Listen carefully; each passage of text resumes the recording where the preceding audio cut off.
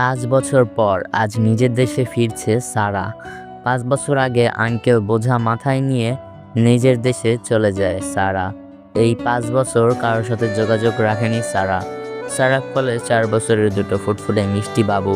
ছেলে বাবুর নাম রোদ আর মেয়ে বাবুর নাম রদ্রি, দুটো টুইন বেবি। সারা ইউকের নাম করা একজন ডাক্তার, এক নামে কম বেশি সবাই চেনে তাকে। সারা আর কখনো বাংলাদেশে ফিরতে চায়নি, কিন্তু ভাগ্য তাকে ইউকে থেকে বাংলাদেশে টেনে নিয়ে এসেছে। সারা বাংলাদেশে এসেছে দুইটা কারণে। প্রথম, একটা ইমার্জেন্সি অপারেশন করতে হবে। দ্বিতীয়, তার ছেলে মেয়েদের বাংলাদেশটা ঘুরে দেখাবে। সারা সাথে সাথেই তার অ্যাসিস্ট্যান্ট হিয়া এবং তার বন্ধু মাহিনকে নিয়ে এসেছে। সারা এয়ারপোর্ট থেকে বেরিয়ে দেখে মাহিন এর বাবা মা শিহাব মির্জা ও রোহেলা মির্জা ওদের রিসিভ করতে এসেছে। সারা এখন আপন মানুষ বলতে শুধু এরাই, আর সবাই সারাকে ভুল বুঝে দূরে সরিয়ে দিয়েছে। মাহিনের বাবা মা সারাকে নিজের মেয়ের মতো ভালোবাসে।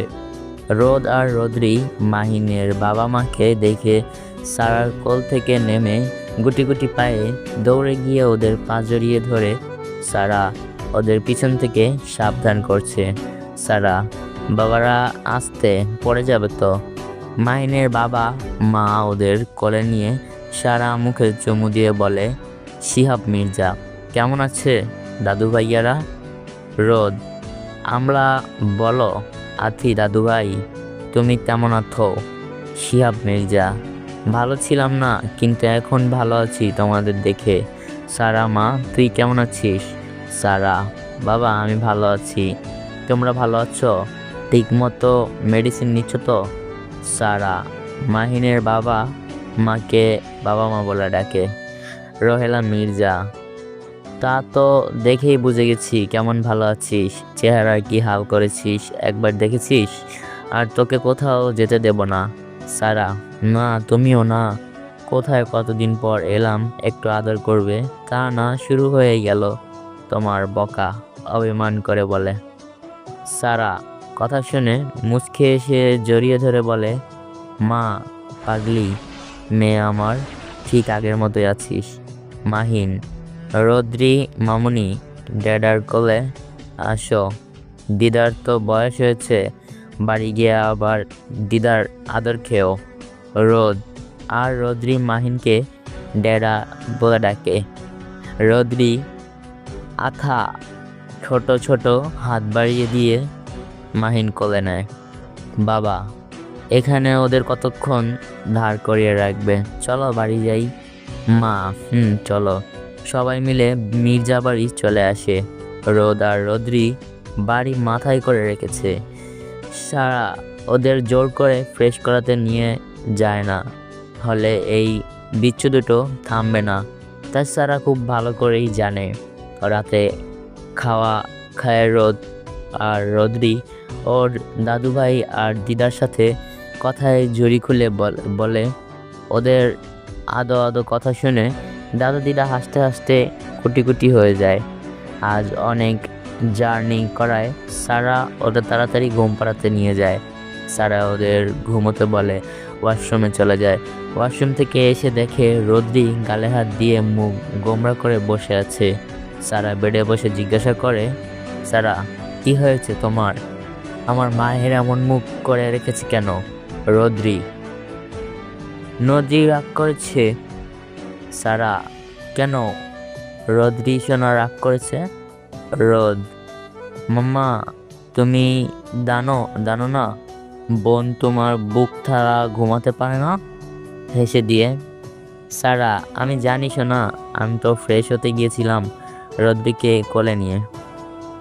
রদ্রি, সরি মাম্মা, আমি বুঝতে পারিনি।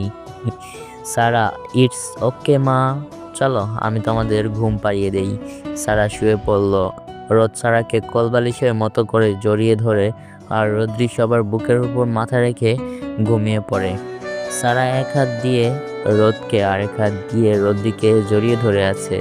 রদ্রির ঘুমানোর স্টাইল দেখে সারা মনে মনে বলে, সারা মনে মনে রদ্রির ঘুমানোর স্টাইল একদম মাহিরের মতো, একেবারে মেয়েটা ওর বাবার মতো হয়েছে।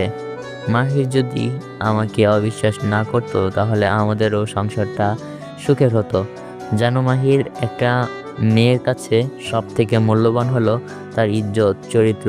আর তুমি আমার সেই চরিত্রে আঙুল তুললে। সত্যি না জেনে আমাকে কলঙ্কিত করেছো। আমি কখনো তোমাকে ক্ষমা করব না। আজ তোমার জন্য আমার কাছের মানুষগুলো আমাকে ঘৃণা করে। আমি কখনো তোমাকে ক্ষমা করতে পারবো না। সারা এইসব কথা চিন্তা করে হঠাৎ রোদ ঘুমের থেকে কেঁপে উঠল। সারা ওর দিকে ফিরে শক্ত করে জড়িয়ে ধরে ঘুমানোর চেষ্টা করে। খানবাড়ি খানবাড়ি সবাই রাতের বেলা খাবার খাচ্ছে। নীলিমা খেতে খেতে তার হাজবেন্ড আয়নকে জিজ্ঞাসা করে, নীলিমা, কাল তো সোহান ভাইয়ের অপারেশন, তুমি কি যাবে? সোহান কিছু বলবে তার আগেই মাহি বলে ওঠে, মাহি, আমিও যাব তোমাদের সাথে, বাবাই আমাকে নিয়ে যাবে।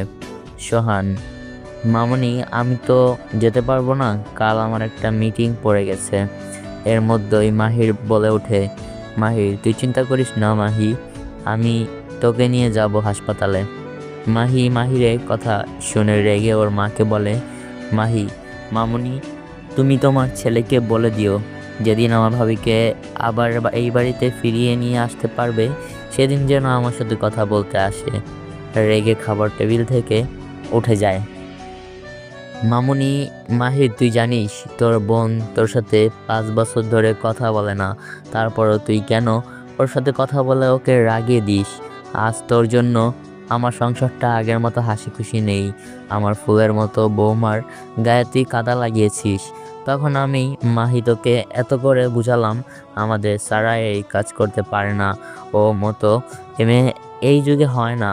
কিন্তু তুই এতটাই অন্ধ হয়ে গিয়েছিলি, আমাদের কারো কথা না শুনে রাতের অন্ধকারে সারাকে বাড়ি থেকে বের করে দিলি। যাই হোক, আমি এখন এই বিষয়ে কথা বলতে চাচ্ছি না। গম্ভীর হয়ে, মাহির, আমি তো কম শাস্তি পাইনি। ওকে ভুলে বুঝে এই 5 বছরে কম জায়গায় খুঁজিনি ওকে।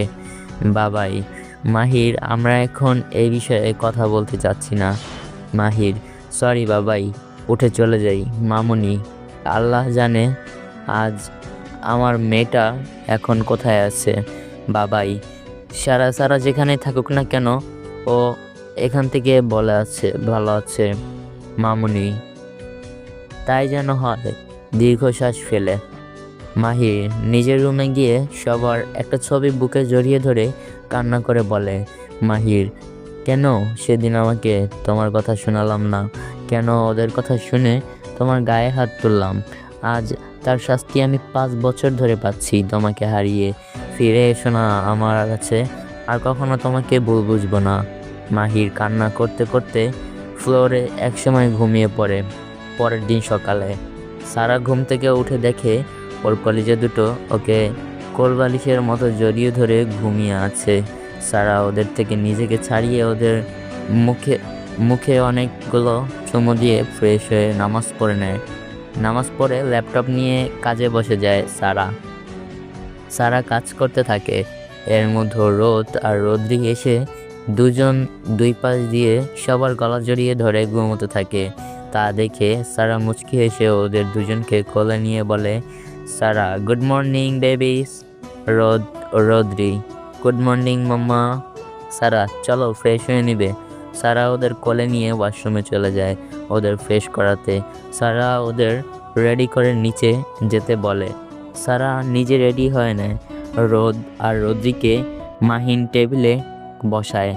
সার্ভেন্ট যে খাবার রোদ আর রোদ্রি দেয় খেতে, ওরা খাবে না বলে চামচ দিয়ে খেলা শুরু করে দেয়। দাদু দিদা এবং হিয়া অনেক চেষ্টা করছে, কিন্তু ফল যে সেই সারা উপর থেকে নিচে নামছে। হাতে ঘড়ি পড়তে পড়তে সারা এসে বসতে জিজ্ঞাসা করে, সারা, কি হলো এখানে? তোমরা বসে আছো কেন? ব্রেকফাস্ট শুরু করো। দাদু, কি করে খাবো? পিচ্চি দুটো কিছুই খাচ্ছে না। সারা, তোমরা খাবার শুরু করো, আমি ওদের খাইয়ে দিচ্ছি। রোদ্রি, মাম্মা, তুমি কোথায় যাবে? সারা, হসপিটালে এসো না, একটা অপারেশন আছে, খাইয়ে দিতে। রোদ্রি, ও সারা, শোনো, কোনো দুষ্টামি করবে না, দাদু দিদার সব কথা শুনবে, কিছু দরকার পড়লে ড্যাডাকে বলবে, ঠিক আছে? রোদ, মাম্মা, আমি কোনো দুষ্টামি করি না, বোন কোলে। রদ্রি, ওই পচা ছেলে, আমি কখন দুষ্টুমি করলাম? দুষ্টুমি তুই করিস, আমি ভালো মেয়ে। সারা, ওকে ওকে, ঠিক আছে, তোমরা দুজনই মাম্মার গুড বেবিস। এবার হয়েছে মুচকি এসে রোদ আর রদ্রি সবার কথা শুনে খিলখিল করে হেসে দেয়। সারা খেয়ে হিয়াকে নিয়ে হসপিটালের উদ্দেশ্যে বেরিয়ে যায়।